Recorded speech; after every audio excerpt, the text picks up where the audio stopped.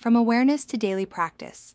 In the previous sections, we explored what antitrust violations look like, how they arise in real estate conversations, and how professionalism and independence protect you.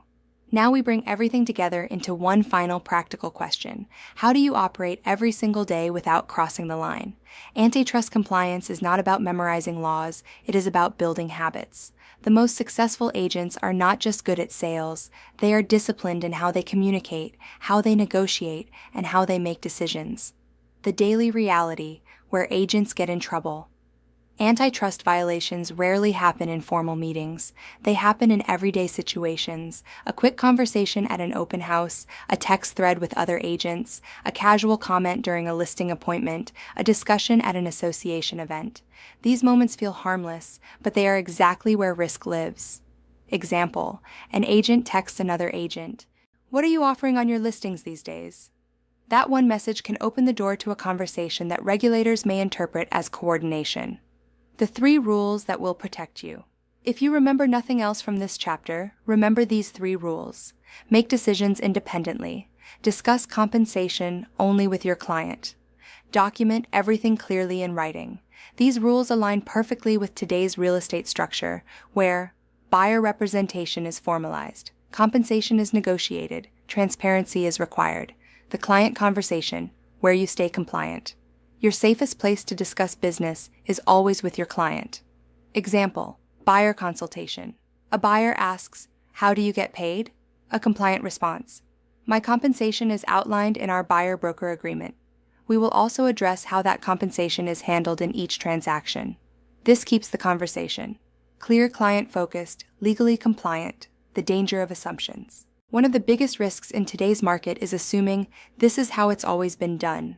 That mindset no longer works. Every transaction now requires clear agreements, aligned compensation, proper disclosure. Example: an agent writes an offer assuming the seller will cover buyer-broker compensation without confirming it in writing. This is no longer just a negotiation issue. It can become a compliance and compensation failure. The role of documentation. Your best protection. In modern real estate practice, documentation is everything. You should always have a signed buyer-broker agreement, clear compensation terms, a matching seller compensation addendum when applicable. Example: if your buyer-broker agreement states a certain compensation structure, but the seller compensation addendum reflects something different, you have created confusion and potential liability. Consistency is not just best practice, it is required. The professional mindset: think like a broker. Even if you are a salesperson, you must think like a broker when it comes to risk.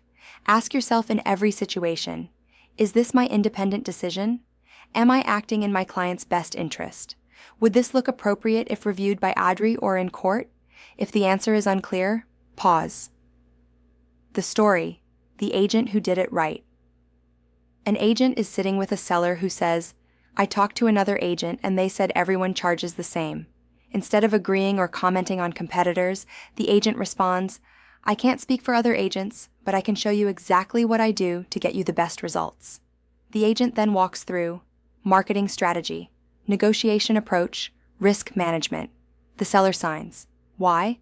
Because professionalism builds trust, and compliance protects the transaction. The bigger picture: your reputation is your protection. Antitrust compliance is not just about avoiding penalties. It is about building a reputation as a professional who operates ethically, communicates clearly, protects clients, understands the law. In a competitive market, that reputation becomes your greatest asset. Final takeaway: the future of real estate practice. The real estate industry has shifted. We are no longer operating in a system of assumptions. We are operating in a system of agreements, disclosure, transparency. And within that system, antitrust compliance is not optional. It is foundational.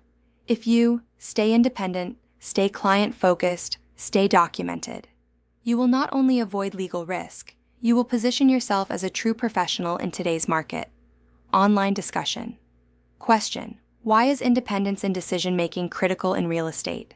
Answer: because antitrust laws require that all pricing and business decisions be made independently, not in coordination with competitors. Question: what is the safest place to discuss compensation?